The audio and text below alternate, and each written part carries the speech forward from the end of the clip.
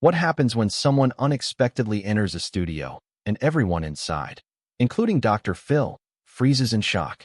The door opened. The cameras continued filming, but no one moved. Not the crew, not the audience, and not even Dr. Phil. The woman who just walked in hadn't been seen by her mother in 10 years. Stop. Stop the tape. Dr. Phil's voice cut through the silence like a sharp blade. He raised his hand, signaling the production team to pause. The cameras kept recording, but the interview came to an immediate halt. Something had just occurred that no one, neither producers, audience, nor Dr. Phil himself, had expected. What followed became one of the most raw and unscripted moments in the show's history. 45 minutes earlier, the show began like any other Tuesday taping. The audience took their seats, camera angles were tested, and Dr. Phil prepared to speak with Margaret Chin, a 52-year-old single mother from Sacramento. Margaret had reached out to the show, sharing the story of losing her daughter, not to death, but to silence. Margaret's daughter, Emily, had left their home 10 years prior after a painful argument. Since then, there had been no phone calls, no letters, no contact at all. Margaret had spent a decade wondering if Emily was alive, where she was, and if she ever thought about home. "I said things I can never take back," Margaret told Dr. Phil, her voice cracking as the cameras rolled. "I told her she was destroying our family. I told her if she walked out that door, she shouldn't come back." Dr. Phil leaned in, his face serious but empathetic. "She walked out," Margaret whispered, "and I haven't seen her since." The audience remained silent. This wasn't just television, it was real grief. Dr. Phil asked the questions he'd posed many times before. What was the argument about? Had Margaret tried to reach out? Were there any signs Emily might return? Through tears, Margaret explained that Emily had been battling addiction. Overwhelmed and scared, Margaret had given her an ultimatum: rehab or leave. Emily chose to leave. "I thought I was doing the right thing," Margaret said, her hands shaking. "Tough love. That's what everyone told me. Be firm. Don't enable. But what if I was just cruel?" Dr. Phil's expression changed. Anyone familiar with the show recognized the moment when he shifted from host to compassionate helper. "Margaret, look at me," he said softly. "Addiction is a disease. You were scared. You were trying to protect your family. Those are natural, human responses. But I lost her." Margaret sobbed. "I lost my daughter." Subscribe and leave a comment because the most powerful part of this story is yet to come, Dr. Phil told the audience, his tone steady but resolute. How many of you have family members you've lost contact with? Not through death, but through silence. Dozens of hands rose. The camera slowly moved across the audience. Men and women of all ages, some wiping away tears, all nodding in understanding. "This is one of the deepest wounds a person can face," Dr. Phil said. "Because there's no closure, no grave to visit, just an empty space." He turned back to Margaret. "Have you tried to find her?" Margaret nodded. "I hired private investigators. I posted on every social media platform. I went to her last known address. She had moved. I left messages with old friends. Nothing." Dr. Phil's voice softened as he asked, "If she walked through that door right now, what would you say to her?" Margaret's face crumpled. She took a shaky breath, looked straight at the camera as if Emily might see her, and said, "Baby, I'm sorry. I'm so sorry. I was wrong. I don't care about the past. I don't care what happened. I just want you to know I love you, that I have always loved you, and there's nothing you could do to stop me. Please, if you're out there, come home." The studio grew so quiet. The air conditioning was the only sound. Dr. Phil leaned back, giving Margaret space to gather herself. The producers planned to bring out a family therapist to talk about ways to reconnect with missing children. But then, the door opened. Not the main audience entrance, not the stage entrance, but the side door guests used to enter from the green room. A young woman stepped inside, late 20s, thin, dark hair tied back, wearing jeans and a simple sweater. She looked terrified. Dr. Phil saw her first. His face went completely blank. Not the calm, controlled look of a host managing a surprise, but pure, raw shock. He stood up, mouth opening, but no words came out. Margaret was still looking down, wiping her eyes with a tissue, not noticing. The young woman took 2 steps forward onto the stage, hands trembling, eyes fixed on Margaret. "Mom." The word was barely audible, but echoed through the studio like thunder. Margaret's head snapped up. Time seemed to slow. Her face shifted through confusion, recognition, disbelief, hope, joy, and pain all at once. Emily. It started as a whisper, then a gasp, then a scream. Emily. Margaret jumped from her chair and crossed the stage in 4 steps. She pulled her daughter into a tight embrace, so strong Emily's feet lifted off the ground. Both fell to their knees, clutching each other and crying uncontrollably. Dr. Phil stood frozen, hands raised in the stop gesture he'd given moments before. The cameras kept rolling, but no one was directing. The audience stood, half openly crying. Producers in the control room scrambled, trying to understand what was happening. No one had planned this. This was not part of the show. Dr. Phil finally found his voice. "Hold on, everyone. Hold on." He turned to the lead producer offstage, who looked as shocked as everyone else. "Did you know about this?" he asked quietly. The producer shook her head, tears streaming. "No, I don't know how she got in here." Dr. Phil looked back at Margaret and Emily, still on the floor, holding each other like they feared to let go.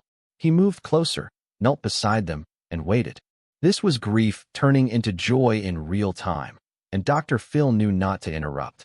After what felt like hours, but was probably only 2 minutes, Emily pulled back slightly, face wet with tears.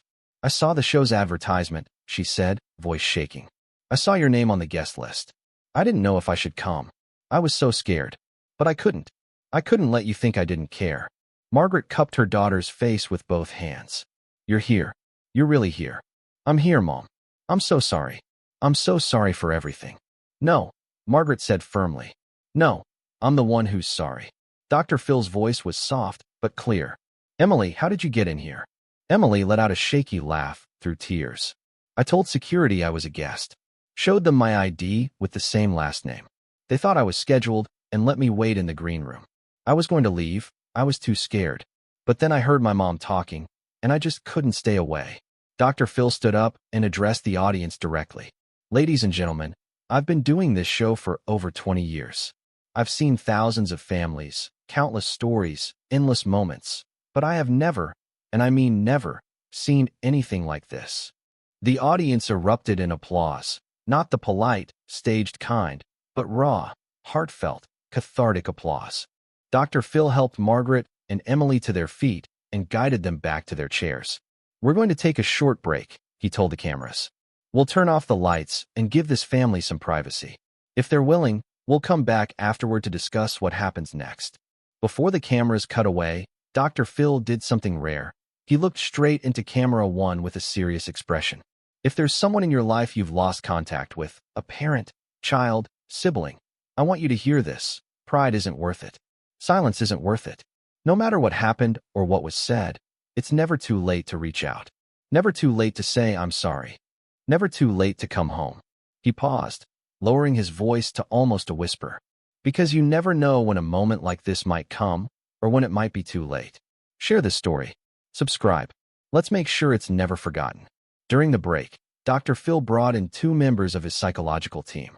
They joined Margaret and Emily in a private room offstage, while the audience waited quietly. When the show resumed 15 minutes later, both women appeared calmer but still held hands tightly, as if afraid the other might vanish. Dr. Phil sat across from them, speaking gently but directly. "Emily, can you tell us where you've been for the last 10 years?" Emily took a deep breath. "After I left, I stayed with a friend in Seattle. I got clean on my own. It took about 1.5 years. Then I worked different jobs. I was too ashamed to come home. I thought Mom hated me." "I could never hate you," Margaret said immediately, squeezing her daughter's hand. Emily responded softly, "I know that now. But back then, I believed I'd ruined everything. I thought I'd hurt you so deeply there was no way back." Dr. Phil leaned in. "What changed? Why did you decide to come today?" Emily reached into her pocket and pulled out a small, worn photograph. "I've carried this every day for 10 years, she said, holding it up. It showed her and Margaret with arms around each other, smiling. The summer before everything fell apart. "I look at it whenever I feel lost. When I heard Mom was on this show, I realized that if she was willing to come on national television and ask me to come home, maybe I hadn't ruined everything after all." Dr. Phil took the photo, examining it before handing it back. "Emily, it's important to understand addiction is a disease. It hijacks your brain and causes you to act in ways you normally wouldn't. The shame afterward can be just as damaging as the addiction itself. He turned to Margaret. And you, as a mother watching your child struggle, were terrified. You tried to save her the only way you knew how. There are no villains here, just two people who love each other and acted out of fear. The audience was silent again, but this time the quiet was hopeful rather than sorrowful. So here's what we're going to do, Dr. Phil continued. I'll connect you with a family therapist who specializes in healing relationships after estrangement. We'll provide the tools you need because reunion is only the first step. Rebuilding trust takes time and effort. He looked back at Emily. And you'll have ongoing support for your recovery. Staying clean isn't a one-time event. It's a daily commitment. Emily nodded, tears running down her face. Thank you. Thank you so much. Dr. Phil smiled genuinely, his eyes crinkling. Don't thank me. Thank your mother. She never gave up on you. And thank yourself. Showing up took courage many don't have. Before the show concluded, Dr. Phil did something else unusual. He addressed the audience directly. I want everyone here to take out their phones right now. If there's someone you need to reach, text them, call them, email them. Don't wait for the perfect moment or until you feel ready. Do it now. The audience obeyed. For a full minute, the studio filled with the sounds of typing, dialing, reconnecting. Some cried, some smiled, all moved by what they'd witnessed. When the cameras stopped rolling, Dr. Phil stayed on stage. He sat with Margaret and Emily for another 20 minutes off camera, just talking. The audience had left, and the crew was packing up, but Dr. Phil remained because this was no longer about the show. This was about two people who needed hope, guidance, and support. Later, as Margaret and Emily left the studio arm in arm, speaking softly, Dr. Phil stood backstage with his producer. That, he said quietly, is why we do this show. Not for ratings or drama, but for moments like this, when two people who thought they were lost to each other find their way back. The producer wiped tears from her eyes. In 20 years, I've never seen anything like it. Neither have I, Dr. Phil replied. And I hope I never stop being amazed by the human capacity for love and forgiveness. 6 months later, Dr. Phil received a letter from Margaret and Emily. They were living together again, attending weekly family therapy, and rebuilding their relationship day by day. Emily had reached 9 months of sobriety. Margaret had started a support group for parents with children facing addiction. Inside the letter was a new photograph, both of them smiling, arms around each other, like the one Emily had carried for 10 years. But this photo was different. It was about the future, not the past. Dr. Phil kept it in his office,